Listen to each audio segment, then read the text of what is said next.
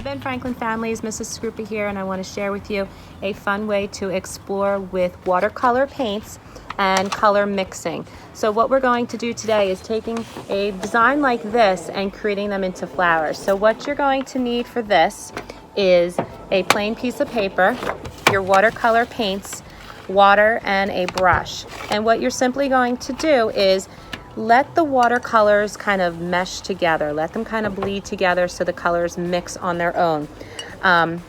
These, in a few minutes, I'll share with you how we're going to turn these into these little ink blobs of what we made with the colors into little floral doodles with a Sharpie or a fine point black or color marker. So for the first thing you're going to do is with your watercolor sets, just let the color kind of drip onto the paper. You can start with some circles. Make sure your watercolors are extra drippy. If you need to add a little bit of extra water to what you just did to make it a little drippy, you can do that.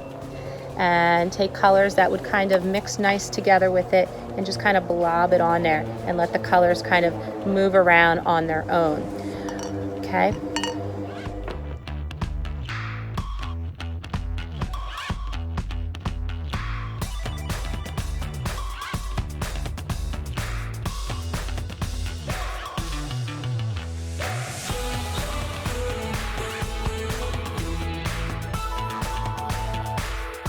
Once your colors have fully dried, you want to make sure they're completely dry.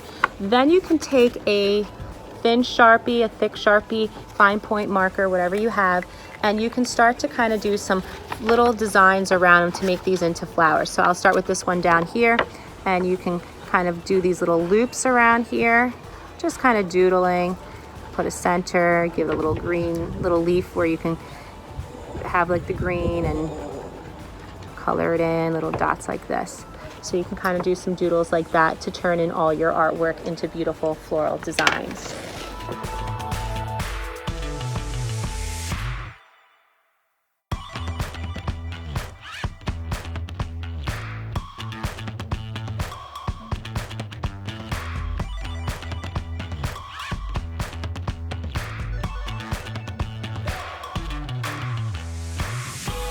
Okay, so I finished my picture. What I did was I used the black Sharpie or a fine point or thin point black marker to add some details around each of those little blobs. So doing these little loops that connect, adding some little details into that.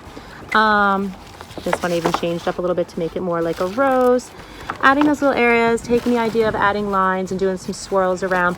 And then anywhere that I decided to draw little leaves with the black Sharpie, I used a green marker to fill those in.